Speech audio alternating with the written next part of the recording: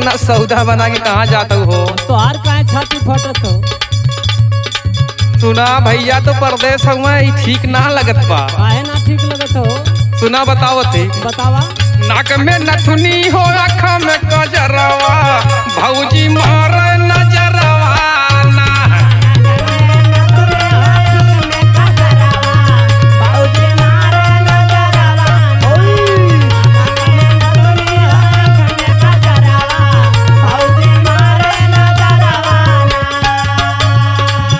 भौजी मारे नजरवा ना, हो भौजी मारे नजरवा ना। ओ भौजी मारे नजरवा ना, ओ भौजी मारे नजरवा ना।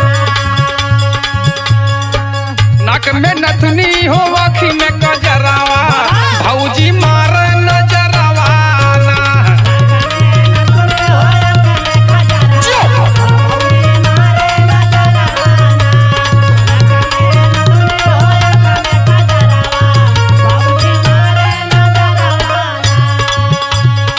ए भौजी, ए भौजी, का हो? काहे तू हमें गुस्साल हो? देखा यही मारे ये कुल ना बोलल जात ना। सुना पहले। बतावा। ए भौजी चाल तोहार मतवाली, देखला में लागल तू अमृत वाली। ओ लागलू तू हमर पानी, ओ रोजे लागलू हमर पानी। केसिया लहारे जब घेरे बदरवा, केसिया लहारे जब घेरे बदरवा, भौजी मारे नजरवा ना। केसिया लहरे लहरे ला बदरवा, भौजी मारे नजरवा। ओई लहरे लहरे ला बदरवा, भौजी मारे नजरवा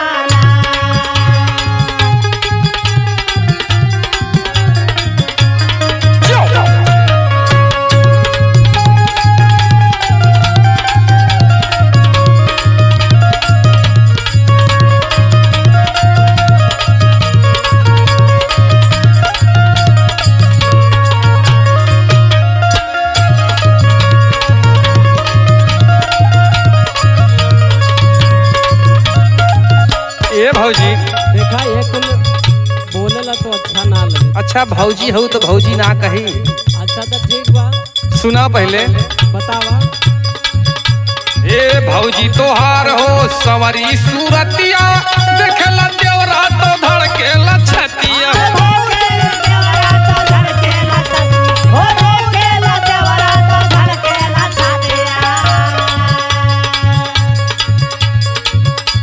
ए भैया के भेजी के बम्बई शहरवा, ए भैया के भेजी के बम्बई शहरवा, भौजी मारे नजरवा ना।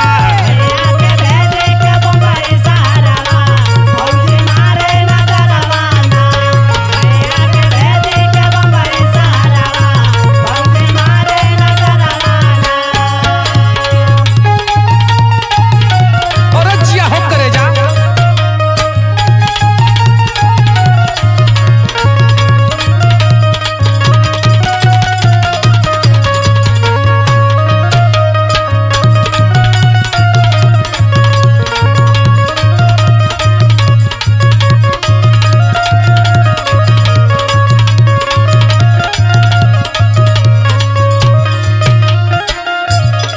ए भौजी, का हो? तोहरे पीछे कहू जनी दीवाना हो गई ने। देखा ये देर बबुआ अंड बंड मत बोला।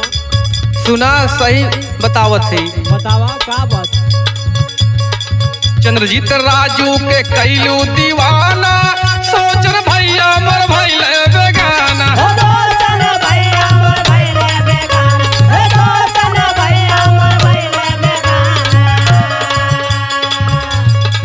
छोड़ के यही हो निरखुश हरवा, छोड़ के यही हो निरखुश हरवा, भौजी मारे